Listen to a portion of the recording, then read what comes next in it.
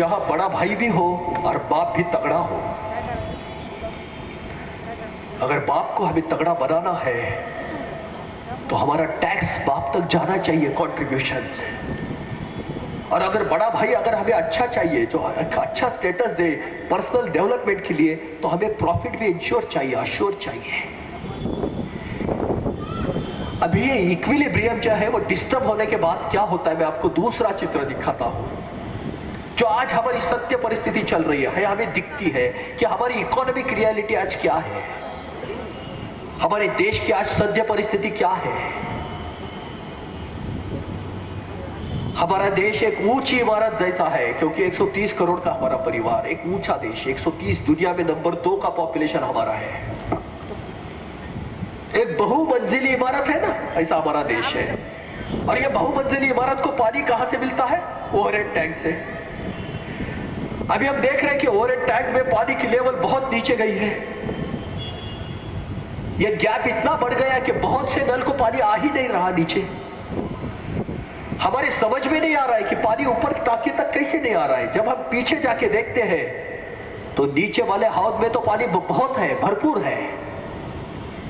ये पानी उठाने वाले पंप भी चल रहे हैं, लेकिन पानी ऊपर तक नहीं पहुंच रहा है, बीच में ही वो बाहर फिसल रहा है। ये जो नलियां होती है पानी उठाने वाली, ये जो नलियां और ये पंप होते हैं भारत देश की टैक्सेशन सिस्टम, अभी वो इतनी पुरानी हो गई, इतनी सड़ गई है कि वो ऊपर के टांकी तक पानी पहुंचने की जगह पहले ही बाहर जा रहा है। जो फिसला हुआ पानी उसको ब्लैक मनी यानी टैक्स इवेजन बोलते हैं, काला पैसा। इसका एक बड़ा पॉन्ड बन गया नीचे समांतर अर्थव्यवस्था का, पैरेलल इकोनॉमी जो सबको बदल रही है। ये जो बाई साइड है ना, वो सरकार के उत्पन्न की होती है, रेवेन्यू, और राइट हैंड है वो सरकार का एक्सपेंडिचर, सरकार का खर्चा। अभी ये काला पैसा कितना है किसी को मालूम नहीं है, वो अनअकाउंटेबल होता है। ब्लैक मनी अनअकाउंटेबल होता है, क्योंकि अभी वो मेजरमेंट में आया ही नहीं है। हमारे पिछली सरकार ने व्हाइट पेपर पार्लियामेंट में रखे थे प्रणब मुखर्जी साहब ने, उनको ये समझ में, वो बता नहीं पाए कि हमारे देश में काला पैसा कितना है, क्योंकि वो अनअकाउंटेबल ही होता है। अभी तो वो मेजरमेंट में आया ही नहीं है। दूसरी तरफ जो है वो सरकार के खर्चे की बाजू है, एक्सपेंडिचर। जितना भी टाकी में पानी है वो भी नीचे नहीं पहुंच रहा है, वो भी बाहर उसका रिसाव हो रहा है। यह है करप्शन, भ्रष्टाचार। करप्शन अकाउंटेबल है लेकिन नॉन ट्रेसेबल है। 100 करोड़ रास्ते के लिए खर्चे हो गए, लेकिन रास्ता तो सिर्फ 60 करोड़ का बना, 40 करोड़ गए कहां मालूम नहीं है। करप्शन अकाउंटेबल है लेकिन नॉन ट्रेसेबल है। ब्लैक मनी अनअकाउंटेबल है। अभी ये रिसाव की वजह से और एक ब्लैक मनी का पॉन्ड बन गया। सरकार को तो किसी तरीको ये बिल्डिंग को तो पानी देना ही पड़ेगा, तो सरकार अभी क्या कर रही है बिल्डिंग के लिए? सरकार बाहर से टैंकर से पानी लाके निचले वाले हौद में डाल रही है। यह है एफडीआई, फॉरेन डायरेक्ट इन्वेस्टमेंट्स, यह है एफआईआई, यही है पार्टिसिपेटरी नोट्स। सरकार को लगता है कि निचले वाले हौद में पानी डालेंगे तो ऊपर तक पहुंच ही जाएगा, लेकिन ये इतने लीकेज है कि ऊपर के जाने के बजाय ये नीचे वाले 2 पैरेलल इकोनॉमी के पॉन्ड ही बड़े हो रहे हैं। और एक बात मैं कहूं, बहुत बार ये टैंकर ये बाजू वाले पॉन्ड से ही पानी ले रहा है, पैरेलल इकोनॉमी से, और वो निचले वाले हौद में डालता है। इसको बोलते हैं मनी लॉन्ड्रिंग। यही मॉरिशस रूट होता है, यही पनामा पेपर होते हैं। यही से उठाना और यही से डालना, और उसके बदले में सफेद पैसे भी उसकी फीस लेना। अभी ये जो टाकी जो है ना वो ऊपर वाली, इसके ऊपर क्या परिणाम होते देखते हैं। तो पहले ये 2 नीचे वाले पॉन्ड है उसका क्या होता है। अभी ये दोनों पॉन्ड अंडरग्राउंड इकोनॉमी में बदल जाते हैं, भूमिगत अर्थव्यवस्था। अभी सभी इनविजिबल है, किसी को कुछ दिखता ही नहीं क्या हो रहा है। सबसे पहले उसको कनेक्ट होता है वो है करप्ट पॉलिटिक्स, हमारी राजनीति। वो क्यों? क्योंकि हमारी देश की राजनीति इलेक्शन पे चलती है। इलेक्शन हमारे प्रतिनिधि हम चुनाव के माध्यम से चुन के देते हैं, और चुनाव के लिए अपने देश में एक भी सफेद पैसे का प्रावधान नहीं है, बजटरी प्रोविजन नहीं है। हम सब जानते हैं कि इलेक्शन के लिए खर्चे कितने होते हैं। लोकसभा के इलेक्शन के लिए हमारे एक बड़े नेता ने कहा था कि 8 करोड़ 2009 में खर्चा आया था एक के लिए। एक गांव में 2 तो होंगे प्रतिस्पर्धी। 16 करोड़ एक कॉन्स्टिट्यूंसी के, मल्टीप्लाई बाय 545।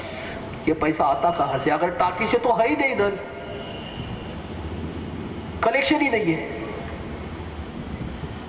कोई राजनीति तज्ञ जो होता है कभी वो पैसा हमसे मांगता नहीं, उसके पास कहां से आता है पैसा? ये होता है हमारी करप्ट ब्यूरोक्रेसी,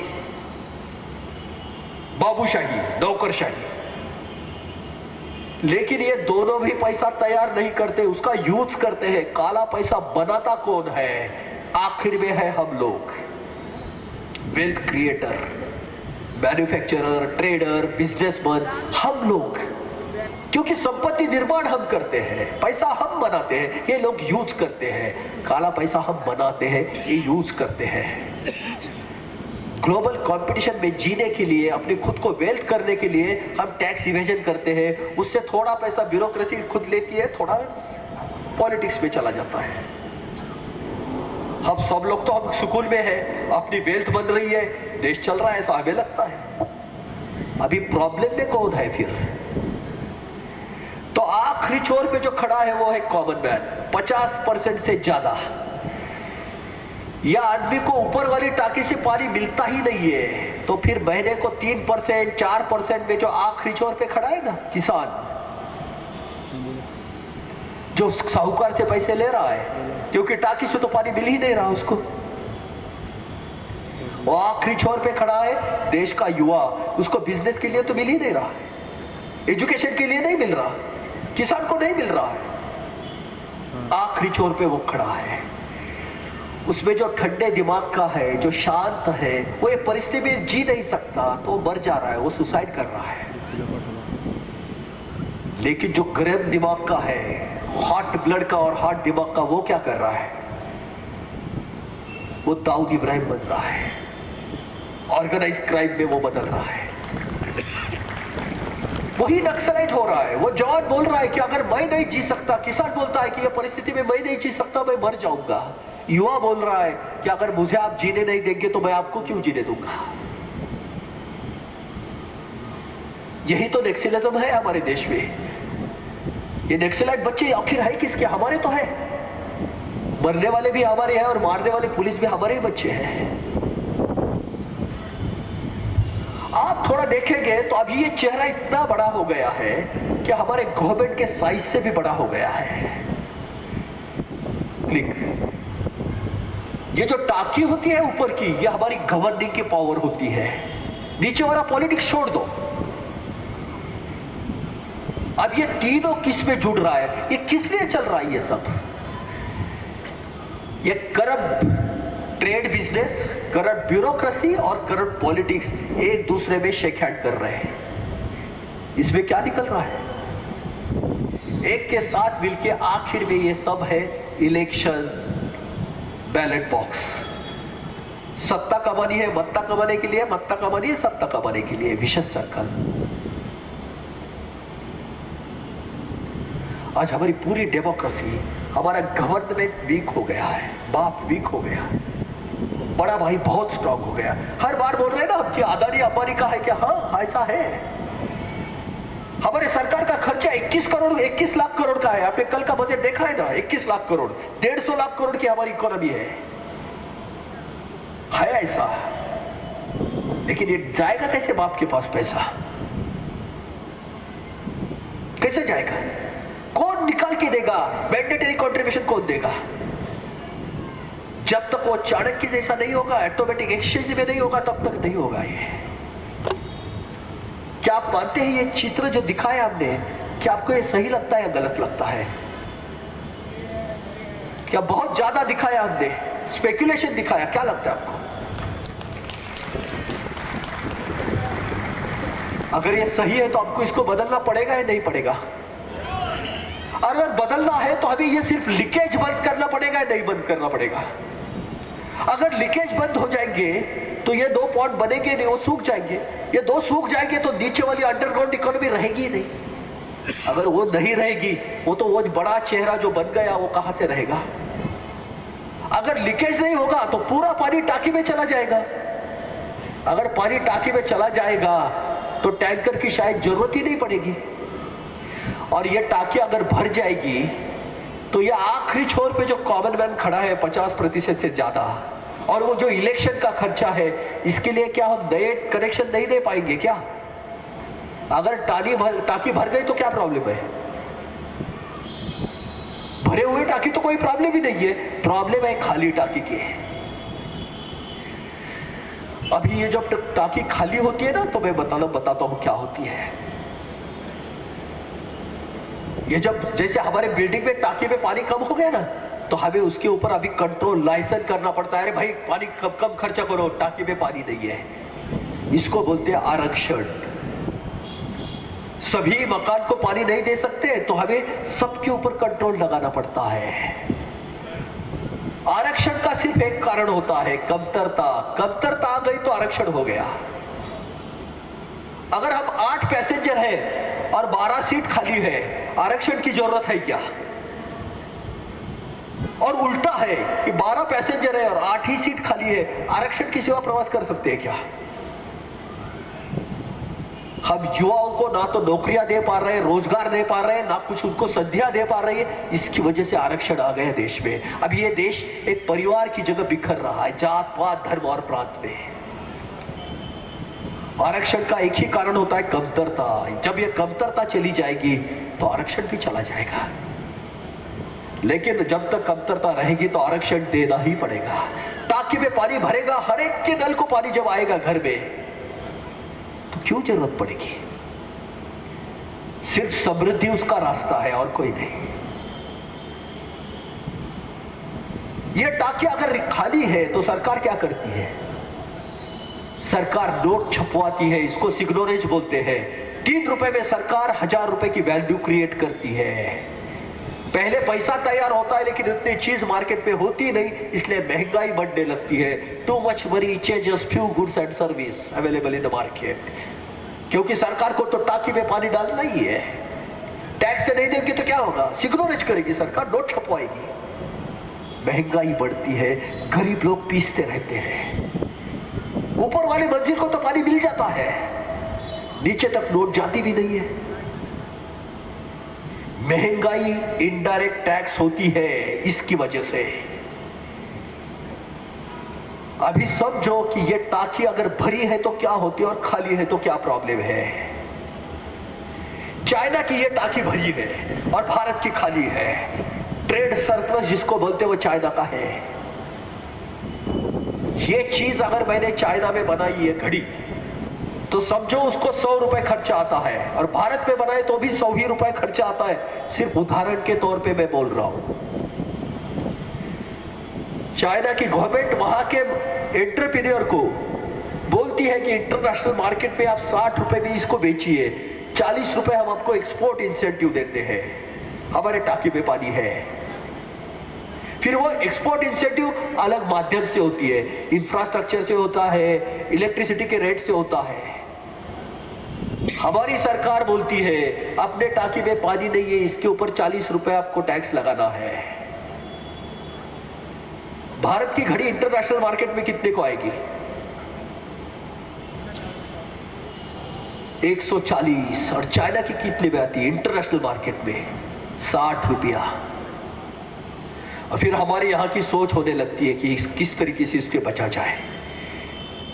दूसरी चीज, ये जो नोट सरकार ज्यादा छपवाती है तो आती नहीं, बैंक में आती नहीं, नोट बाहर के बाहर, बैंक को नोट को बैंक में जाने की जरूरत ही नहीं है।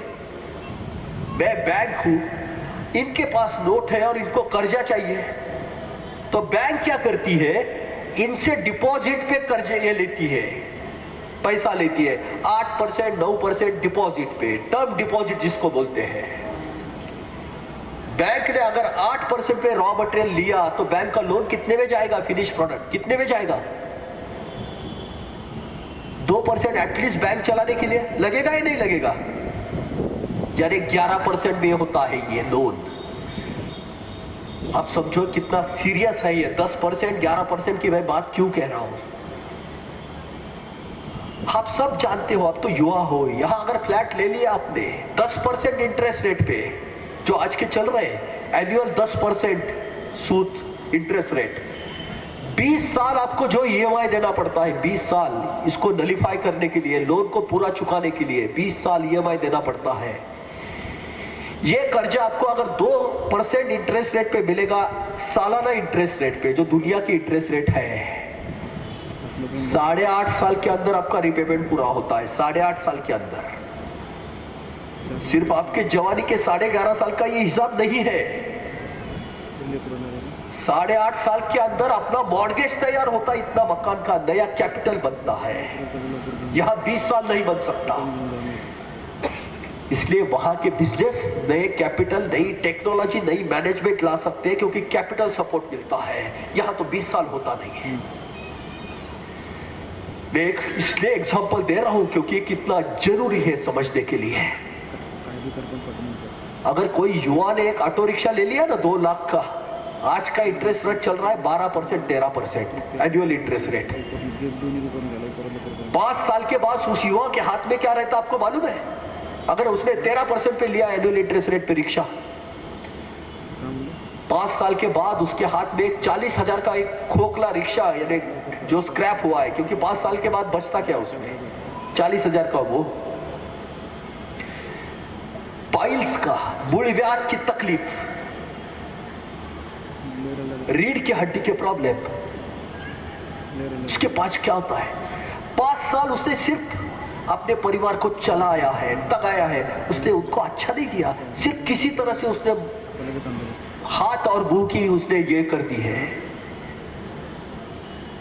अगर यही कर्जा उसको 2% एनुअल इंटरेस्ट रेट पे मिलेगा ना सालाना, तो क्या होता है देखो, आप घर में जाके कैलकुलेशन करना। 5 साल के आखिर में उसके हाथ में एक 40,000 का डब्बा, एक 80,000 का सेकेंड हैंड रिक्शा, और 5वें साल के आखिर में पूरे नए रिक्शा का पूरा क्रेडिट उसके हाथ में रहता है। कैलकुलेट करो ये 2% क्यों होता है? दुनिया में बड़ी नोट नहीं है, पूरा पैसा बैंकों से घूमता है, यानी बैंक को 0% पे मिलता है, इसलिए बैंक 2% पे देती है। यहां बैंक को 8% से लेना पड़ता है, 2% ऐड करके बैंक देती है। वहां पूरी बड़ी नोट नहीं, इसके लिए है ये। बैंकों में पैसा घूमता है, प्राइमरी डिपॉजिट की इंटरेस्ट रेट 0 है। आपका देश ऐसा हो गया कि यहां सीनियर बुजुर्ग हो गए कि जो इसके सूद पे जी रहे हैं, क्योंकि 8% पे अगर उनके पास कुछ है नहीं, जिनके पास पेंशन नहीं है, वो क्या करेंगे?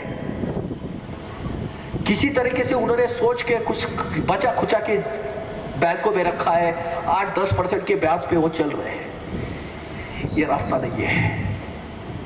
युवाओं का भविष्य में निकालना चाहिए और बुजुर्गों के लिए अलग देना चाहिए। ये सरकार ने देना चाहिए 10%, बैंकों ने नहीं। बुजुर्गों के लिए सरकार ने एक्सपेंडिचर प्लान से 10% देना चाहिए, 8% भी नहीं, उससे ज्यादा। लेकिन युवाओं का जो वर्तमान है और जो बुजुर्ग है उनका भविष्य एक साथ नहीं, दो अलग होंगे।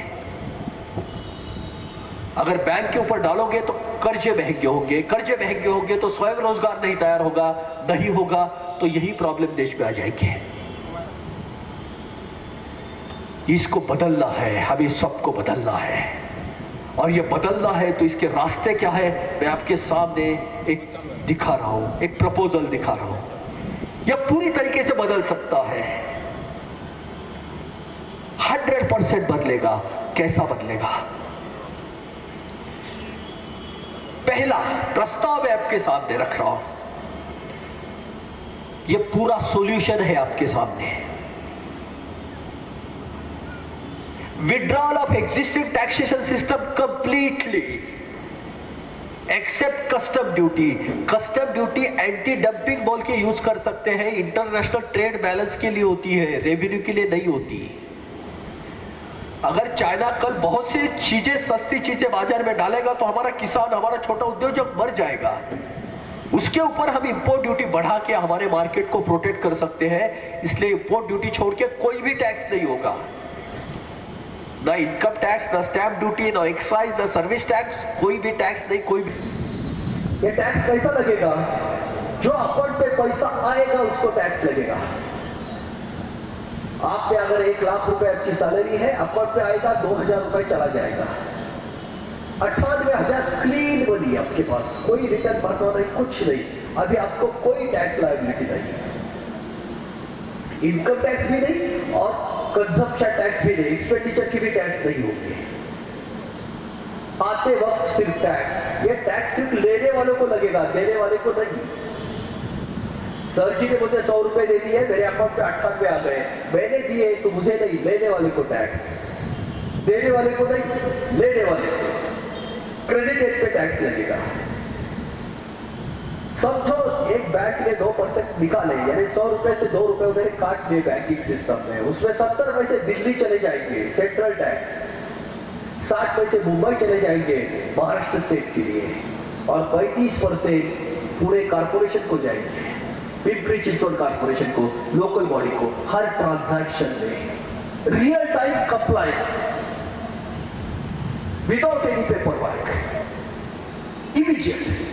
जितना सरकार के पास पैसा आएगा सरकार उतना खर्चा करेगी, जितना अच्छा करेगी रोजगार उतने चलते रहेंगे, और ये हर गांव में होगा। डिसेंट्रलाइज डेवलपमेंट जिसको बोलते हैं। आज छोटे गांव को बड़े इस पर डिपेंड रहना पड़ता है, इसलिए फोर्स माइग्रेशन हो रहा है। गांव में जब पैसा पहुंचने लगेगा तो गांव का युवा गांव में रहेगा, परिवार व्यवस्था को और सशक्त बनाएगा, घर के साथ रहेगा। पैसे के लिए हमारे युवा गांव छोड़ के, देश छोड़ के बाहर जा रहे हैं। अपने गांव में उनको अगर प्रगति की संध्या मिल जाएगी, यही वो रुकेगा। ये सब चलाने के लिए click transacting bank will have its share in this deducted amount as a bank has a key role to perform. ये सब में बैंकिंग को भी एक कमीशन मिलेगा। आज बैंक का जो रेवेन्यू है वो सिर्फ इंटरेस्ट रेट है, ये अलग मॉडल है। हर ट्रांजैक्शन में बैंक को भी पैसा मिलेगा। हमारे देश में लगभग 17 करोड़ हमारे हैं। इसकी वजह से बैंकिंग पे आए, एक दिन नोटाबंदी हो गई, एक्सपोज हो गए, बहुत बड़ा प्रॉब्लम आ गया। अगर उनको हमें अपने इस पे समाना है, वेस्ट स्ट्रीम में उनको लाना है, तो हमें वो सिस्टम लाना पड़ेगा जहां इंटरेस्ट फ्री बैंकिंग हो। भांडवल के ऊपर कभी भाड़ा नहीं होना चाहिए। अगर हवा के ऊपर मैंने भाड़ा लगाया तो गरीब आदमी मर जाएगा। कैपिटल मीडियम होता है, वो सबके लिए 0% में होना चाहिए। कुरान का ये बहुत बड़ा है, हम सबको उसको रिस्पेक्ट करना चाहिए, बहुत जरूरी है। कैपिटल अगर सबको मिलेगा तभी इक्विटी आएगी, लेवल प्लेइंग ग्राउंड आएगा। आज मैं अंबानी का लड़का हूं और कोई एक मेरा सामने रोज का कमा के खाने वाला बच्चा है, हम दोनों में कॉम्पिटिशन होगी कैसे? अगर लेवल प्लेइंग ग्राउंड चाहिए तो मुझे भी 0% और उसको भी 0% में मिलना चाहिए कैपिटल, और ये कुरान है, यही इक्विटी है। तो इसके लिए हमें बैंक को क्या करना चाहिए? बैंक को वेलोसिटी ऑफ सर्कुलेशन पे पैसा देना चाहिए, इंटरेस्ट पे नहीं। ये है वो कुरान है। जैसा पैसा घूमेगा बैंकिंग को पैसा मिलते जाएगा। Live stream click. Cash transaction पे कोई टैक्स नहीं होगा, क्योंकि वो प्रैग्मेटिक नहीं है। किसने किसको कैश दी कौन समझेगा, उसके ऊपर टैक्स लगाना ही नहीं है। कितना भी आप कैश ट्रांजैक्शन करो टैक्स नहीं, लेकिन withdrawal of high denomination currency note, 50 के ऊपर की नोट चली चाहिए। एक ही स्टॉक में नहीं, एक ही स्टॉक में नहीं। जिस तरीके से सरकार ने की इस तरीके से नहीं। पहले 1000 की नोट निकालो, 500 की बढ़ाओ, 6 महीने 7 महीने दे दो, जाने दो, 500 की निकालो, फिर 200 की इंट्रोड्यूस करो। सरकार ने अभी किया है जो वो नहीं है। ये प्रपोजल ये 20 साल से यही है, लेकिन 50 के ऊपर की नोट नहीं। जो लोग अनपढ़ है, जो लोग पढ़े लिखे नहीं, जहां तक पैसा नहीं पहुंच रहा है, उनको नोटों में काम करने दो। 50 के नोटों में कितना भी करो, उसके ऊपर टैक्स नहीं होना चाहिए। अपने यहाँ छोटे भाई के साथ कुछ नहीं बोलते, आप पढ़ाई कर ले, बाद में तू घर को दे, आज तू बड़ा हो जा। गरीबों के ऊपर टैक्स। आप देखिए कितना परफेक्ट है। ये कैसा कुरान के दायरे में भी बैठता है और वो कौटिल्य किस पे बैठता है। अगर आपको किसी के लिए भी क्रेडिट चाहिए, मकान के लिए हो, एजुकेशन के लिए हो, व्हीकल के लिए हो, आपको तो बैंक की तरफ जाना ही पड़ेगा, क्योंकि कर्जा तो बैंक ही देगी ना। तो आपको ट्रांजैक्शन दिखाने पड़ेंगे। ट्रांजैक्शन हो जाएंगे तो टैक्स डिडक्ट होकर आपका अकाउंट में पैसा आएगा ना। सरकार को टैक्स मिलेगा, बैंक को कमीशन मिलेगा और आपको क्रेडिट मिलेगा। लोग बोलते हैं कि नहीं नहीं 2% के लिए आप बैंक में जाएंगे नहीं, बार्टर करेंगे। जरूर जाओ, बार्टर में अगर आप फ्लैट ले सकते हो तो जरूर लीजिए, रजिस्ट्री दे होगी सिर्फ। ये धारणा ही गलत है सोचने की। ये है चाणक्य, ये है कौटिल्य, ये एक्सचेंज है, ये कंप्लायंस नहीं है। सोच ही बदलती है, सोच बदलो। जिस तरीके से हम उसको क्रिटिसाइज करते हैं सब्जेक्ट को, हर बार यही सोचते कि टैक्स कंप्लायंस होता है। नहीं, ये टैक्स एक्सचेंज है, कंप्लायंस नहीं। अगर आपको क्रेडिट चाहिए तो बैंक की तरफ जाना ही पड़ेगा। एजुकेशन लोन चाहिए, व्हीकल चाहिए, आपको किस लिए क्रेडिट नहीं चाहिए? क्रेडिट चाहिए तो बैंकिंग की तरफ आप जाओगे ही। वहां टैक्स चला जाएगा, बैंक को कमीशन मिलेगा, आपको क्रेडिट मिलेगा। विन विन विन रहेगा ये। और ये जब होगा ना तो हर नौजवान के हाथ में एक कैपिटल होगा। आप सही में युवाओं से पूछो कि आपको आरक्षण चाहिए, कैपिटल चाहिए। युवा बोलेगा कैपिटल दे दो, मैं नौकरियां दूसरे को दूंगा, मैं क्यों नौकरी करूं? आपको सिर्फ 0% पे देना चाहिए। हमारा देश का युवा इतना प्रगल्भ है, वो सब कुछ कर सकता है। आज वो बंद के पड़ा है, सिकुड़ा हुआ है, उसके पास पैसा नहीं, कैपिटल नहीं है। घर में से कुछ पूछी लगाता है धन को धरने के लिए, तो घर से पहले बोला जाता है देख ये तेरे लिए मॉर्गेज कर रहे, लेकिन तेरी बहन की शादी इसके ऊपर डिपेंड है। कहां से टिक पाएगा?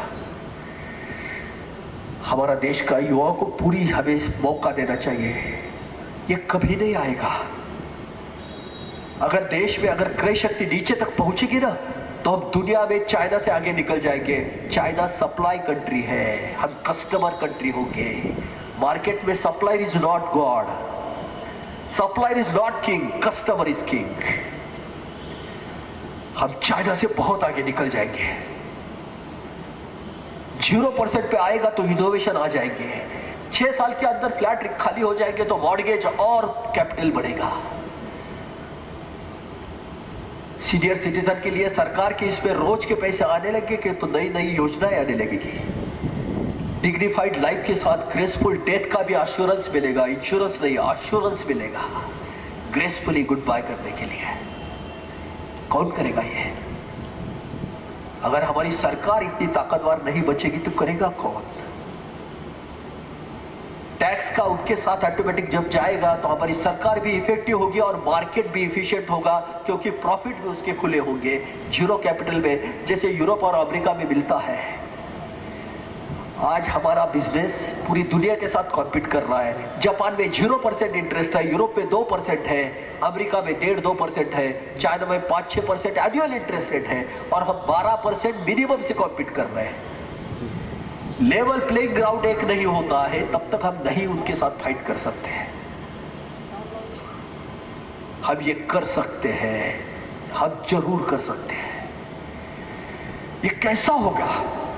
ये सब होने के बाद क्या होगा? मैं आपको एक सिर्फ चित्र दिखाता हूं। ये बदलेगा। हमने पहले टाकी तो देख ली कि वो कैसी थी, अब नई टाकी देखो कैसी होगी।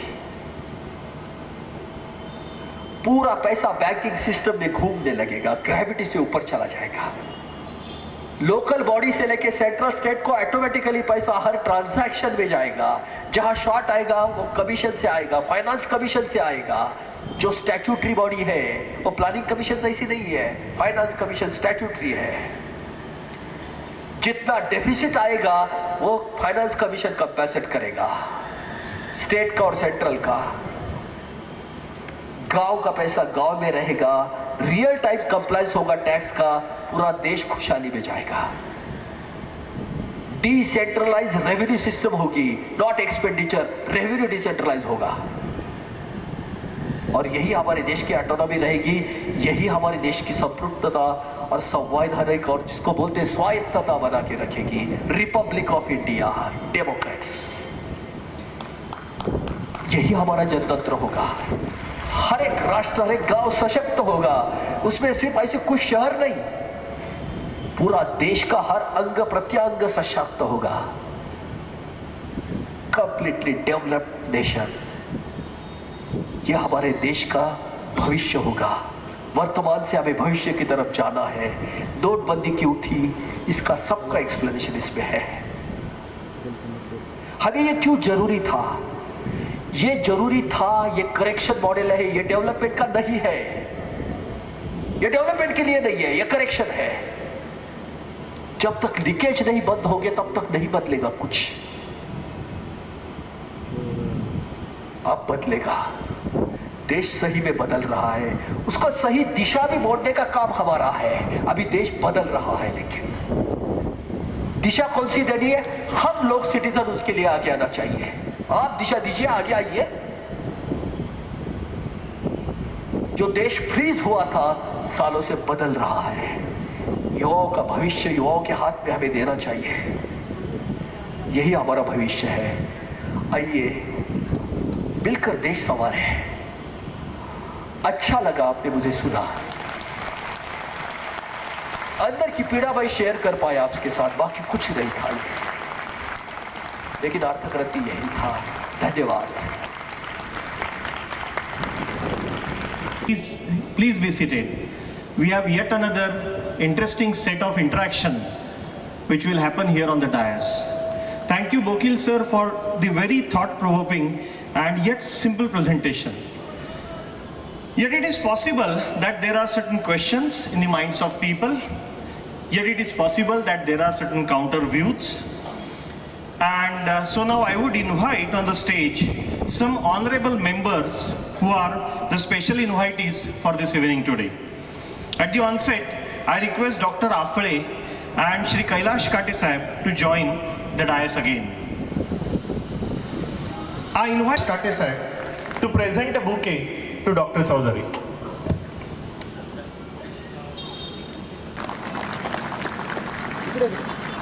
Is Mr. Anil Mittal. Mr. Mittal is a Bharat. Welcome, Mr. Mittal. I request Dr. Afale. Now I take the opportunity and invite. Honorable invitee is Mr. Mahesh Motwani, Handloom Association, and also a secretary of Sindhi Ekta Motwani. Last but not the least, okay, to Mr. Murukar. एक minute काय करणार आता turn झाले On the dais, Mr. Chandwani. He owns a company called GK to present the bouquet to Mr. Chandwani. हे पुढे हा इथं sir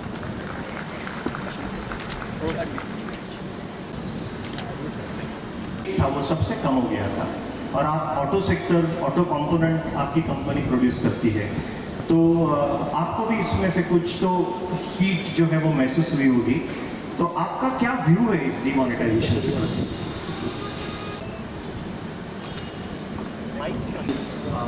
जो बातें रखने की अनुमति दी और मुझे बुलाया, नरेश का मैं बहुत धन्यवाद। सर, डिमोनेटाइजेशन फेल हुआ, आपके हिसाब से भी फेल हुआ, हमारे हिसाब से फेल हुआ, उसके रीजंस मैंने क्योंकि पहले तो डिमोनेटाइजेशन फेल हो गया, ये मेन माना इसे इन्होंने कहा है, मैं तो नहीं कहा, मैंने तो नहीं कहा। अभी अब कोई नहीं, ये हमारे लिए कोई ये 6 लाख करोड़ की जरूरत थी ही नहीं, इसके बगैर भी अभी सब सूट चल रहा है। ये कागज के टुकड़े जो बनते थे, इसमें सभी ट्रैफिकिंग चल रही थी, इसके ऊपर जो करप्शन हो रहा था, इतने में वो कम हो गया। इसको अगर आप फेलियर मानते हो तो आप मानो, मेरा अभी कंक्लूजन नहीं है, हम कंक्लूड नहीं कर रहे हैं। आज फेलियर इसलिए कि 5% फोर व्हीलर का सेल्स 30% डाउन है, तो ऐसे में भी पूरा बैठ गया। दिसंबर में हमारा इंडस्ट्रीज का तो इफेक्ट आया है काफी। हर इंडस्ट्री कभी डिमोनेटाइजेशन का भी ये शौक था ही, ये सभी को बैठा है, आपको ही नहीं। तो इसके लिए ये फेल हो गया, ये कंक्लूजन हमारा नहीं है।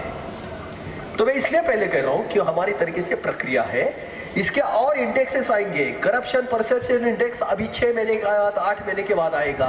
इतना कैश कम होने के बाद कितने ट्रांसपेरेंट बनेंगे, इंटरेस्ट रेट कितने नीचे आएंगे, ये समय बताएगा। कितने कारपोरेशन का पूरा ड्यू क्लियर हो गया, ये समय अभी बताएगा कि लोगों ने भर दिए कारपोरेशन के ड्यूज। कितने लोगों की पुरानी वसूली हो गई मालूम नहीं हमें। मैं तो कंक्लूड नहीं करूंगा इसको।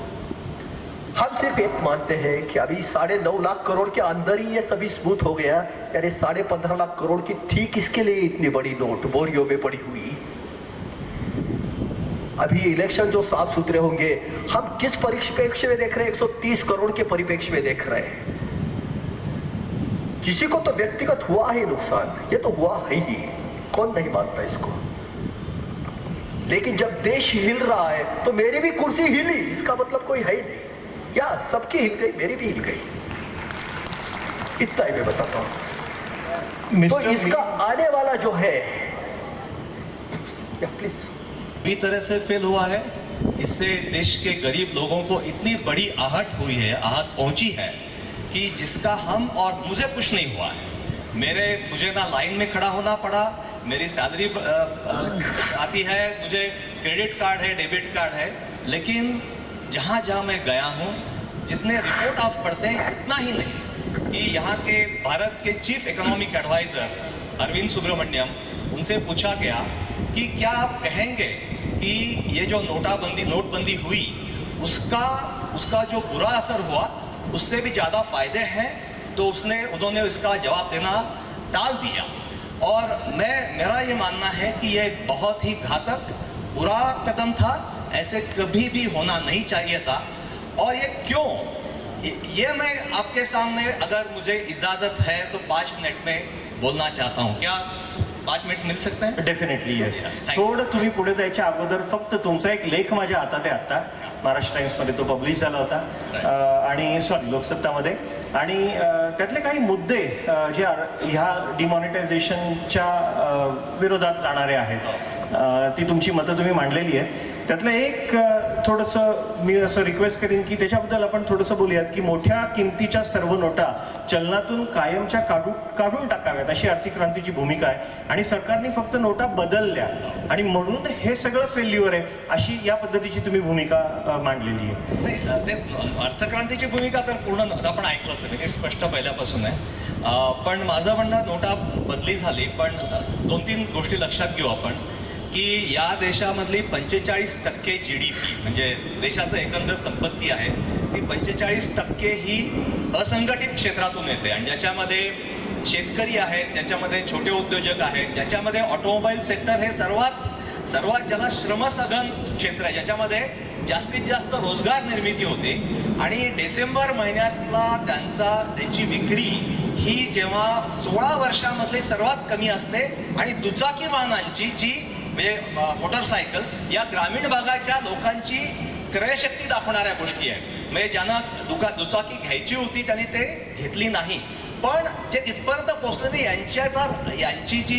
यांच्या वेदना तर आपल्यापर्यंत पोहोचल्याच नाहीत, कारण काही प्रमाणात त्याच्यामध्ये ऑटोमोबाईल सेक्टरमध्ये रिफ्लेक्ट झाल्या. परंतु तुम्ही बघा, सर्व रिपोर्ट, घाऊक बाजारपेठेतले कन्झ्युमर सेक्टरचे सर्व रिपोर्ट अतिशय वाईट आहेत, आणि हे प्रत्येक वेळेला GDP मध्ये कॅप्चर होईलच असं नाही. साधी गोष्ट जे मान्य केलं, म्हणजे IMFने वगैरे 1-2% म्हटलं GDP कमी होईल वगैरे, आपल्या देशाचा GDP एकंदर संपत्ती निर्मिती, GDP म्हणजे काय, वस्तू आणि ज्या सेवा आहेत गुणिले त्याचं मार्केट मूल्य म्हणजे GDP, तर हे 150 लाख कोटींचं आहे. आणि सर्वात कमीत कमी नुकसान झालं असं ज्यांना वाटतं ते म्हणजे देशाचे आपले मुख्य आर्थिक सल्लागार. ते म्हणाले की त्यांच्या इकॉनॉमिक सर्व्हेमध्ये त्यांनी 0.5% म्हणजे 75,000 कोटीचं नुकसान तर त्यांनी मान्य केलं. त्यांनी पुढे असं म्हटलं की अनऑर्गनाइज सेक्टरचं जे नुकसान आहे ते आम्हाला निश्चितपणे सांगता येणार नाही. त्यांनी तुमचा जो मुद्दा आहे तो त्यांनी मांडला की दुचाकींचा सेल कमी झाला, आणि हे खरोखर गरीब माणसाचं उत्पन्न घटण्याचं निर्देशक आहे हेही त्यांनी सांगितलं. आणि याच्या पुढच्या काळात आम्हाला हे आकडे कळतील असं म्हटलं. मी ज्या ज्या ठिकाणी गेलो, मी त्याला जर्नलिझम काही प्रमाणात या काळात खूप फिरलो. फार मोठं नुकसान लोकांचं झालेलं आहे. शेतीमालाच्या भावावर त्याचा परिणाम झालेला आहे. आणि याचा इतका हा जो परिणाम आहे, काय माहितीये का, सर्वात असंघटित लोकांचं जेव्हा नुकसान होतं, लोक असं म्हणतात मग लोक रस्त्यावर का येत नाहीत. लोक बऱ्याचदा रस्त्यावर येत नाहीत, फक्त याच बाबतीत नाही, बऱ्याचदा रस्त्यावर शेतीमालाचे भाव पडतात, कांद्यावर निर्यात बंदी लादली जाते. प्रत्येक सरकारने केलं, या सरकारने नाही, काँग्रेसने अनेकदा निर्यात बंदी लादली कांद्यावर. म्हणून शेतकरी प्रत्येक वेळेला रस्त्यावर येतो असं नाही. सर्वात गरीब जो वर्ग असतो तो त्याला ऑर्गनाईज नसतो, हेच त्याचं मोठं दुखणं असतं. मुद्दा असा आहे की कोणत्याही क्रांतिकारी गोष्टी करायला हरकत नाहीये, परंतु त्याची झळ कोणाला पोचते, त्याचा सफरर कोण आहे, आणि ही जी झळ आहे ही अत्यंत अपरिवर्तनीय अशी झळ आहे. अर्थक्रांतीचं संपूर्ण प्रपोजल कसं सरकार अंमलात आणेल हा वेगळा मुद्दा आहे, परंतु जे झालं हे अत्यंत दुर्दैवी होतं. आणि याची आपण कल्पना करू शकत नाही. यांच्या वेदना आपल्यापर्यंत केवळ का आक्रोश होत नाही म्हणून म्हणणं येत नाही, एवढ्यावर त्याचं म्हणणं हे मला वाटतं अतिशय चुकीचं ठरेल. त्यामुळे डिमॉनिटायझेशन फक्त फेल झालं नाही, तर ते खूपच फेल झालं. आणि ही दुर्दैवाची, म्हणजे चुका होतात, मी असं म्हणत नाही की चुका होऊच नाहीत का, पण चूक झाली आणि याचा फार मोठा फटका बसला हे आपल्याला नाकारता येणार नाही. आणि तुम्ही जर पाहिलं तर साधी गोष्ट आहे की बँकेमध्ये मुळात मुद्दा काय होता, आणि शेवटचा मुद्दा मांडून मी थांबतो. मुळात जर आपण पाहिलं तर सरकारचं म्हणणं, आणि 8 नोव्हेंबरच्या पंतप्रधानांच्या भाषणात ते होतं की या पुढच्या आमचं लक्ष हे काळा पैसा नष्ट करणं आहे. कारण त्यांनी म्हणून म्हटलं की गंगेत नोटा टाकतायत लोक वगैरे. प्रत्यक्षामध्ये काळा पैसा जर नष्ट झाला असता तो सरकारला मोठा फायदा आला असता, म्हणजे रिझर्व्ह बँकेची लायबिलिटी संपली असती. एवढ्या मोठ्या प्रमाणात 3 लाख कोटी रुपये हे बँकेत आलेच नसते, तर तेवढा नेट फायदा आला असता. तसं काहीच झालं नाही. जवळपास सर्व पैसा परत आला, आणि सरकार हे सांगतही नाहीये किती पैसा परत आला. त्यामुळे काळा पैसा अजिबात नष्ट झाला नाही. नष्ट झालं ते गरीब लोकांचे जी काही तुटपुंजी रक्कम होती, हे 75,000 कोटी नष्ट आले, नुकसान झालंय तर मान्यच केलेलं आहे सरकारने. हे कोणाचं झालं? 75,000 कोटीचे सर्वात कमी, याच्या पलीकडचं मोठं नुकसान आहे पण आम्ही सांगू शकत नाही असं मुख्य आपले आर्थिक सल्लागार म्हणतात. हे 75,000 कोटी रुपयांचं नुकसान हे देशातल्या अत्यंत गरीब आणि असंघटित वर्गाचं झालं. नोटाबंदी हे अत्यंत दुर्दैवी चुकीचं पाऊल होतं, आणि याचा मला अतिशय आपल्याला सर्वांना वेदना झाल्या पाहिजे. तुमचा मुद्दा असं जे मत त्यांनी मुरुमकरांनी जे सांगितलं त्या मताचं मी नक्की काय करावं मला माहित नाही आहे. कारण एकच आहे, कारण 70-80% लोक म्हणतात की आम्हाला मान्य आहे, जे आम्हाला त्रास झाला पण या देशासाठी आम्हाला मान्य आहे. आता 30% 70% ऐकायचं, 30% सुद्धा तेवढेच जेरी. पण 70 जे 30 ऐकायचं ना, 30 70 ऐकायचं, हे लोकशाहीच्या बरोबर ठरवायचं आपण. फक्त एकच आहे, हे दुर्दैवी हे जे सगळे शब्द, कोणचा बदल करताना देशाला किंमत द्यायला लागते, जगाने रक्त थांबलेलं सांडलं, याच्याबद्दल आपल्याला नक्की वाईट वाटायला हवं. मला जे आहे माझं मतच आहे परत. पण हे जे सर्वे जर सरसकट नाकारायचे व्यक्ती म्हणून, तर माझं मत म्हणून ते स्वीकारायचे हेच आहे. तुमचं मत आहे नाकारायचे, माझं मत स्वीकारायचे, कारण आपण सगळं स्वीकारतो. लोकशाहीमध्ये मतदानाने स्वीकारतो आपण. आणि हे सगळं का करतो आपण? का करतो? कारण ह्या देशाने जो घातलेला जो आत्मविश्वास आहे, खरं सांगू माझं मत परत तरुणांना पहिल्यांदा आवडलं की आत्मविश्वासाने ह्या देशाने घेतलेली टँजिबल स्टेप त्याचे काय परिणाम होतील आपण बघूया. हे माझं मत आहे. कारण ही प्रक्रिया पूर्ण झाल्याच्या आतमध्ये मी याच्यात काहीच मांडणार आहे. दुर्दैवी हे माझं मत नाहीये, पण त्या वेदनामध्ये मी नक्की सहभागी आहे. कारण 130 कोटीच्या माझ्या त्या सगळ्याच्यात मला मान्य आहे, आणि आम्हाला ती करायला लागते आहे. पण माझ्या त्या पिढीचा पुढच्या जर भविष्यकाळ चांगला होणार असेल, आणि येणारी पिढी जर मला डिजिटल इकॉनॉमीकडेच जाणारी असेल, कारण नवी मुलं आता सगळी कार्ड वर्णी करतायत, मला त्याला थांबवायचा अधिकार नाही असं माझं मत आहे. मी कुठलंही जजमेंट देणार नाहीये. फक्त मला शेवटी एकच सांगायचं की 70% ना सुद्धा मत आहेच, जसं 30% ना तितकं स्ट्रॉंग आहे, तसं 70% हा सर्वे कुणाचा इथून आहे. आपण ह्याचा जर सर्वे घेतला इथे, तुमच्यासमोर पण सर्वे घेऊ. आता विश्वंभर चौधरींचं मत आहे की हा सर्वे नक्की कुणाचा आहे. आतापर्यंत कुठल्याही देशातल्या मीडियाने जे सर्वे काढलाय, मला असं वाटत नाही की सगळा मीडिया फक्त बीजेपीच्याच बद्दल बोलतोय किंवा सरकारच्या. बोलावं त्यांनी, आमचं काहीच म्हणणं नाहीये.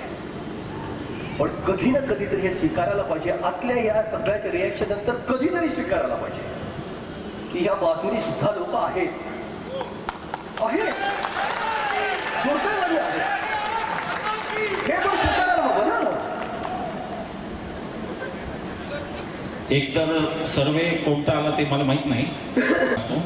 त्याच्याकडे फेसबुक, ट्विटर आणि काही नाही आहे आणि त्याला सहनशीलतेची सवय लागलेली आहे. त्यामुळं त्याचं जे मत आहे तो ते आत्ता देणार नाही, तो ते मतपेटीतून येईल असं मला वाटतं. नंबर 1, वकील साहेबांनी सांगितलं की मी खाली बसायची इच्छा असेल तर पर्सनल कॉमेंट. नोटाबंदी असं लिहिलं आहे आणि आम्हाला त्याच्यावरही कॉमेंट करायला सांगितलं, म्हणून मी उभा आहे. नोटबंदी नसतं तर कदाचित मी इथे आलोही नसतो. वकील साहेबांनी सांगितलं की पैसे को जेब में रखा हमने, बँकमध्ये का जात नाही पैसा, तो याच्यासाठी जात नाही की कोण विजय मल्ल्या घेऊन पळून जाईल मला माहिती नाही, हे त्याचं खरं कारण आहे. कोण अंबानी अदानी येऊन डल्ला मारेल म्हणून मक्कल अशी केली जाईल की हे फक्त NPA आहेत, हे पैसे माफ नाही केलेले. पण वकील साहेब, देशात NPA झालेले खात्यातून किती पैसे रिकव्हर झाले याची आकडेवारी फार उत्साहजनक नाहीये. ती 1% पण रिकव्हर होत नाही. आणि त्यामुळं पैसे का लोक बँकेत ठेवत नाहीत, त्याचं कारण लुटणारे जे आहेत त्यांना सरकार सामील असतं दरवेळचं, प्रत्येक वेळचं, म्हणून लोक पैसे बँकेत टाकत नाहीत. बँकिंग सिस्टीमचा आपल्यावर आपल्याला विश्वास नाही. त्याचं कारण मल्ल्याच्या 4 लाख कोटी का 400 कोटी का काय ते आपण कथा रोज ऐकत असतो, त्यामुळे लोक पैसे टाकत नाहीत. एक डिमॉनिटायझेशनचं कारण देताना 8 नोव्हेंबरला 8 वाजता रात्री हे सांगितलं गेलं होतं की या देशात नक्षलवाद्यांनी, अतिरेक्यांनी फार मोठं चलन आणलेलं आहे आणि ते चलन, बाद चलन जे झालेलं आहे त्या चलनामुळे डिमॉनिटायझेशन केलं असं सांगितलं गेलं होतं. मला इथल्या किती लोकांना त्याची कल्पना माहीत नाही. कोणी लोकसत्ता वाचला असेल 3 दिवसापूर्वीचा. अनिल गलगली यांच्या माहिती अधिकारात उत्तर देताना RBIने सांगितलं, रिझर्व्ह बँकेने, की RBIकडे फेक करन्सी कुठलीही आली नाही. त्याचा अर्थ फेक करन्सी होती का नाही हे आता सरकारने सांगण्याची गरज आहे. आपण वकील साहेब, आपण 2 बाजूंनी बोललात ते मला थोडंसं विसंगती वाटली, ती नम्रपणे नोंद करतो इथे. आपण आधी असं म्हणलात की संसद आहे, आधी सरकार आहे, सरकारचे वडील संसद आहेत, संसदेचे वडील घटना आणि घटनेचे वडील सामान्य माणूस आहे. पण तुम्ही नंतरच्या मांडणीत मात्र सरकार बाप आहे असं म्हणाला. मला कळलं नाही कोण कोणाचा बाप आहे. लोक सरकारचे बाप आहेत की सरकार लोकांचा आहे, ती एकदा स्पष्ट मांडणी पाहिजे असं मला वाटतं. कारण मी स्वतः असं समजतो की लोक बाप आहेत. मी असं नेहमी म्हणतो की सरकार, संसद सार्वभौम आहे, पण तिला सार्वभौमत्व दिलं कोणी तर भारतीय राज्यघटनेने, ती कोणी स्वीकारली तर we the people of India. म्हणून आम्ही भारतीय लोक हे कोणत्याही सरकारचे, संसदेचे बाप आहोत, ही माझी रचना. याच्यावरती तुम्हाला काय म्हणायचं ते आपण कृपा करून सांगा. नोटबंदीचा जो आता मिलिंद मुरुडकरांनी मुद्दा उपस्थित केला, आता हे जर बाप लेकाचं नातं आहे तर बापाला काय हरकत ते मुलाला सांगायला की किती पैसे बँकेत जमा झाले. 30 तारखेच्या रात्री सगळ्या बँकांनी पैसे मोजून घेतले असणार लोकांकडून, सगळ्या बँकांनी पैसे मोजून RBIला दिलेले असणार. सरकारला का वेळ लागत नाहीये त्याचा, आणि सरकार तो आकडा का जाहीर करत नाही किती पैसे आले. त्याचं कारण असं आहे की सरकारला तो आकडा जाहीर केला तर हे लक्षात येईल की नोटबंदीमधून काहीच साधलं नाही. नंबर 2, काल संसदेचं बजेट मांडलं. जो काही डिव्हिडंड राहिला असेल याच्यामध्ये, ज्या काही आपल्याला जो काही फायदा झाला असेल, सरकारने तो बजेटमध्ये आणायला पाहिजे होता. हे अनैतिक आहे सरकारने करणं, की सरकार त्या पैशाबद्दल बजेटमध्ये काही बोलत नाही, हे अनैतिक आहे. आणि त्याच्यावरती आपली भूमिका पण मला जाणून घ्यायला आवडेल. अर्थक्रांतीचं जे टॅक्सेशनचं स्ट्रक्चर आहे त्यामध्ये एक मुद्दा फार चर्चेला गेला वारंवार की US डॉलर 100 ही सगळ्यात मोठी नोट आहे. मी 2013 साली अण्णांच्या बरोबर अमेरिकेत गेलो होतो. मी अमेरिका बरेच दिवस पाहिली. US मध्ये $100 हे सगळ्यात मोठं चलन, ही गोष्ट खरी आहे. पण शेवटी चलन हे नुसतं चलन नसतं, चलनाचं मूल्य महत्त्वाचं असतं. आज $100 जर घरातून USचा माणूस घेऊन बाहेर पडला तर तो त्याचा नाश्ता, त्याचं दुपारचं जेवण, त्याचं रात्रीचं जेवण, त्याचा सगळं कन्व्हेन्स करून तो घरी परत येतो.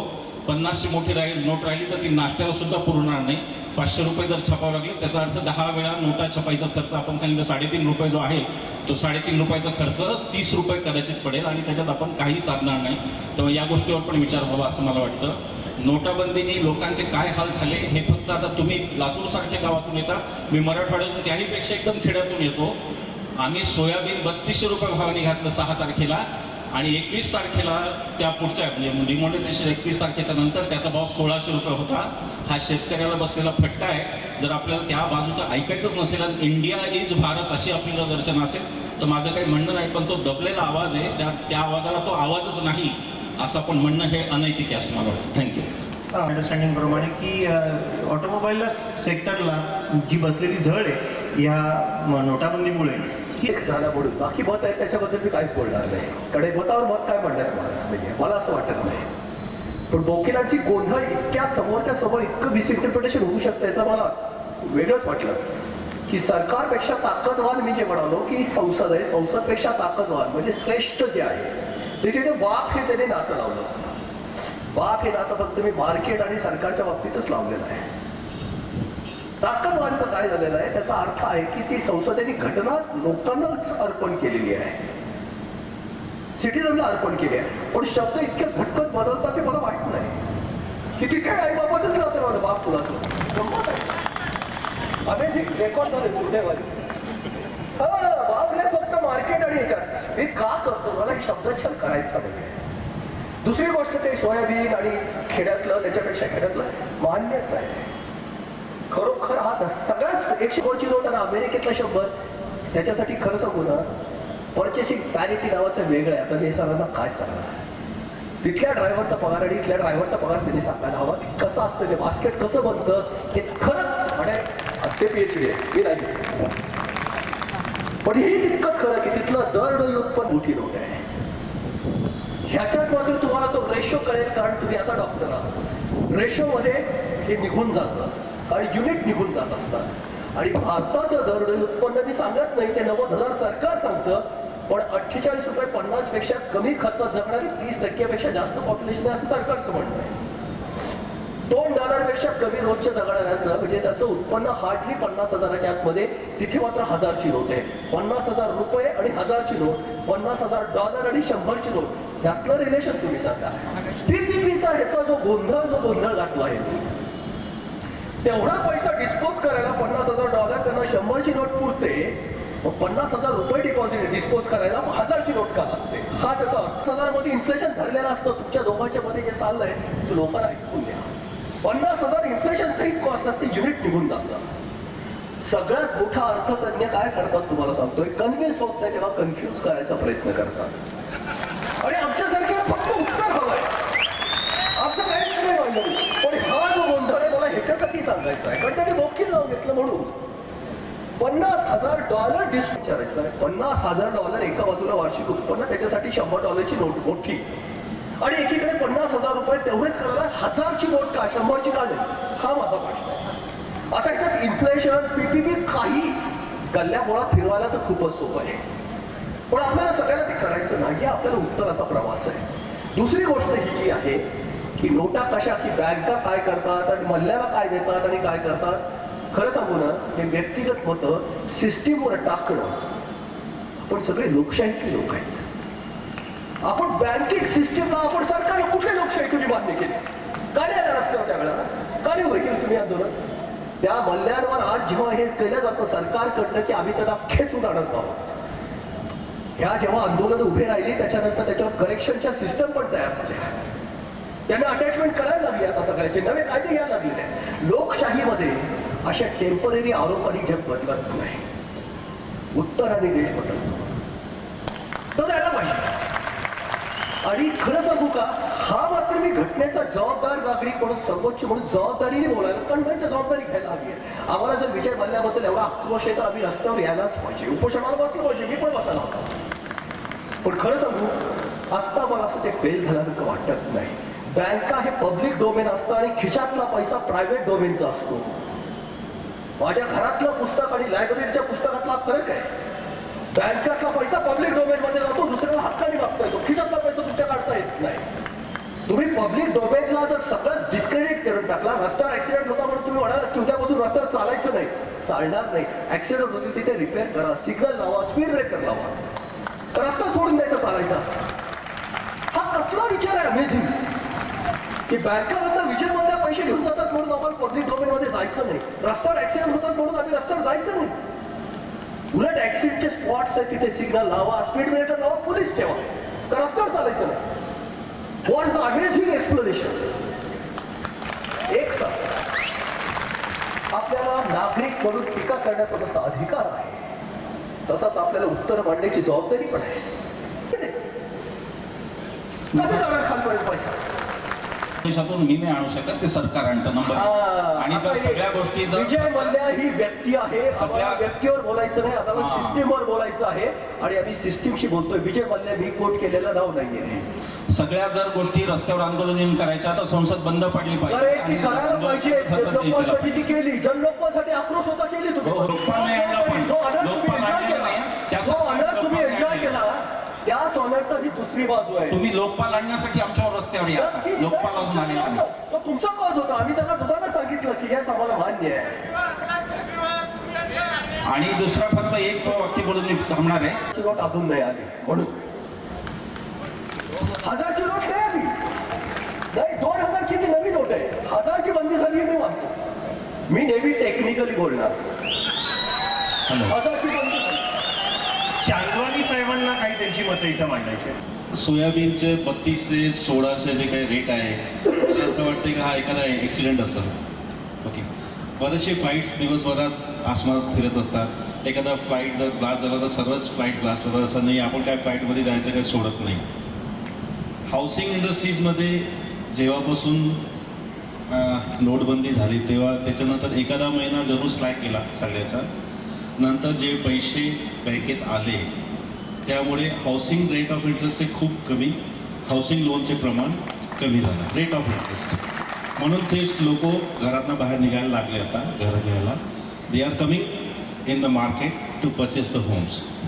Only one request to you की जेव्हा तुम्ही रिक्षावाल्यांचं उत्तर दिला होता की रिक्षावाला जे 5 वर्ष हे करतो, ओके, तर तेव्हा तुम्ही म्हणाले की at the end of 5 years he is having balance. ते काय थोडेसे पैसे राहतात त्याच्याकडे, म्हणून ते 50 रुपयाचं वरती काय नोट छापली गेली नाही पाहिजे. तर या गव्हर्नमेंटला तुम्ही ॲडवाईस देताना ही 2000चं नोट छापायचं मागे टेक्निकल कारण काय होता ते आम्हाला समजून घ्यायचं. What was the technical reason? 2000 ह्या सरकारच्याकडे आधी संसदेने 10,000 रुपयाच्या पर्यंत नोट छापायची आरबीआयसाठी परमिशन आज नाही दिलेली, 15-20 वर्षापूर्वी दिलेली आहे. आता ही 2000ची नोट काढली, हे परत आहे, हे आमचं एक्सप्लेनेशन आहे, आमचं इंटरप्रिटेशन आहे. सरकारचं आम्हाला माहीत नाही, कारण सरकारने आम्हाला विचारून 2000ची नोट आणलेली नाही पहिल्यांदा. पण आम्हाला हे कॉमन सेन्सली वाटतं. 86% मूल्य जेव्हा तुम्ही 500,000चं एकदम काढता तेव्हा सडन शॉकने इकॉनॉमी खाली बसली असते. त्याला कम्पेन्सेट करण्यासाठी 2000च्या नोटा ज्या आणल्या, मी तुम्हाला त्याचं स्टॅटिस्टिक्स मी सांगतोय, मला जे वाटतं ते, हे सरकारची बाजू नाहीये. कमी वेळामध्ये म्हणजे 1000च्या नोटा जर 100 छापायच्या तर 2000च्या 50च छापल्याची गरज आहे, तेवढी व्हॅल्यू कम्पेन्सेट करण्यासाठी. त्या नोटा ऑलरेडी संपल्या. आणि हे का? कारण 15.5 लाख कोटी काढले आणि 9.5 लाख कोटी आता चलनात टाकलेत आणि सगळे व्यवहार स्मूथ सुरू झाले. म्हणजे 6 लाख कोटी काढून घेतले, नोटातली व्हॅल्यू गेली, ती डिजिटल इकॉनॉमीत आली. आता सर जे म्हणाले त्यांचं ऑब्झर्वेशन, इंटरेस्ट रेट त्याच्यामुळे कमी यायला लागले. इंटरेस्ट रेट इसलिए नीचे आ जाएंगे क्योंकि वो पब्लिक डोमेन में पैसा आ रहा है. ये 2000 की नोट इतनी इसमें नहीं आई है. 1000 की नोट जो थी जब निकाली गई 6.3 ट्रिलियन रुपीज थी. अभी उसके नंबर ऑफ पीसेस अगर कम समझे जाएंगे तो 2000 इतने कम होंगे कि वो डिस्कार्ड करना आसान रहेगा. लेकिन तब तक 500 की नोट बढ़ेगी. हमें किसी भी तरीके से कहीं ना कहीं तो डिजिटल इकोनॉमी की तरफ जाना ही है. हमारी युवा अब सभी ग्लोबलिजन हो गए, वो ग्लोबल सिटीजन है. अगर हम चाहते हैं कि हम इससे परे रहे तो अब ये पॉसिबल नहीं है. हमें ग्लोबलाइजेशन के साथ मर्ज करना है. हमारी स्ट्रेंथ भी दिखाना है. हम इससे डर के नहीं होने वाला है. और हर बार सरकार पे कोसने में नहीं होगा. सरकार के लिए हमारी भी कोई योजना है, हम कोस नहीं रहे, हम हमारी बात रख रहे हैं. जब आपने बात रखी मानी तो आपको सैल्यूट भी किया, और जब गलत लग रहे तो गलत भी बोल रहे हैं कि गलत है. दोनों तरीके से अगर आपको ऑर्डर चाहिए तो कभी आपको इसको भी फेस करना पड़ेगा. लेकिन हेलो अंकित सर, पहले जब हम प्री मीटिंग हुई थी तो आपने मुझे पहले कहा था कि 40 मिनट की मेरा सुनिए, उसके बाद क्वेश्चन पूछे. काफ़ी क्वेश्चन तो आपने मेरे ऐसे ही हल कर दिए. आप वाकई धनी है बोलने में और फैक्ट्स भी बोलते हो, अच्छी बात है. लेकिन मेरा एक क्वेश्चन ऐसा है कि जैसे हम बिजनेसमैन हैं जो हमेशा टेंशन लेते रहते हैं, मुझे एक सवाल आपसे ये पूछना है कि जब भी इनकम टैक्स की रेट बढ़ती है, सेल टैक्स की रेट बढ़ती है, उन लोगों पे ही पड़ती है जो इनकम टैक्स भरते हैं। जो नहीं भरते उनको कुछ भी टेंशन लेने की ज़रूरत नहीं है। जैसे मैं अपने बिजनेस की बात कर रहा हूँ, काफ़ी ऐसे एरिया है, काफ़ी धारावी, कलकत्ता, दिल्ली, लुधियाना, जिधर भी जाए ऐसे लोग हैं जिनको अभी तक कुछ भी समझ में नहीं आ रहा है कि ये पक्का क्या होता है, क्या बैंक होती है, मेरे को पैसा भेज, मैं तेरे को माल भेजूंगा। ये यहाँ तक पहुँचने के लिए आपको क्या लगता है, ये यंत्रणा जो आपके सिस्टम से, आपको लगता है उन जगह पे पहुँचोगे? अगर आप पहुँचोगे, क्या हम सही रास्ते पे जा रहे हैं? कि अगर हम ये सब रास्ते में जाने के बाद, जैसे बैंक में घुसने के बाद, जैसे काफ़ी लोगों का कन्फ्यूजन था, XYZ जो भी, लेकिन हम भी तो उसी चीज़ के लिए डर रहे हैं कि अगर हम बैंक में घुसते हैं तो हम सीधा विजिबल होते हैं आपके सिस्टम्स में, और उस सिस्टम्स में हमसे ही सवाल पूछा जाता है कि ये क्या कर रहे हो भाई साहब, Motwani sir, fantastic question. Probably the answer is with reference to banking transaction. आपकी इससे है, क्या बोलते हैं, आपकी बिजनेस से ही। तो ये सही सवाल तो मेरा ही था कि हम ट्रेसेबल हो जाएंगे तो ये टैक्स का क्या करेंगे, क्योंकि अगर ये टैक्स पूरा देंगे तो हम टिक ही नहीं पाएंगे, क्योंकि हमारे सप्लायर हमारे यहाँ हो ही नहीं। इसीलिए हमने पहले बोला कि टैक्स अबॉलिशन कर दो, टैक्स रखना ही। और हमने मीडिया के सामने भी बोला कि सरकार ने कितना बड़ा ऑपरेशन किया है विदाउट एनेस्थेशिया। ये टैक्स का डिवॉल्यूशन अगर हो जाता ना तो इतने पेज होते ही नहीं हमको, लेकिन ये उल्टा हो गया। लेकिन अभी हमको सबको डर है, अभी GST आएगा तो पूरा ट्रांजैक्शन ओपन हो जाएगा, हमें बैंक के थ्रू करना पड़ेगा, और इतना अगर टैक्स का बर्डन हमारे बिजनेस पे आएगा ना तो हम सस्टेन नहीं कर पाएंगे उसको। इसलिए ये बहुत जरूरी है, अर्थ क्रांति का ये पूरा है प्रपोजल, बहुत सही कहा। इनकम टैक्स होना ही नहीं चाहिए तो उसके रेट बढ़ने की सवाल ही नहीं, वैट होना ही नहीं चाहिए, तभी ये सही होगा। तो आप प्रपोजल डालिए निकालने के लिए। ये तो पहले से 20 साल से है ये, लेकिन आज मुझे ये अच्छा लग रहा है कि पहली बार एक बिजनेसमैन भी बोल रहा है। 20 साल से है, लेकिन आज बिजनेस वाले भी उसको एक्सेप्ट कर रहे हैं कि ऐसा होना चाहिए, बहुत अच्छा है। लेकिन ये सही है, टैक्स ये कंप्लायंस होता है, BTT ये एक्सचेंज होगा, BTT बहुत से इसका जवाब होगा, समाधान होगा, ये होना चाहिए। हमारी लड़ाई अभी शुरू है, खत्म नहीं हुई है। BTT होने तक हमारी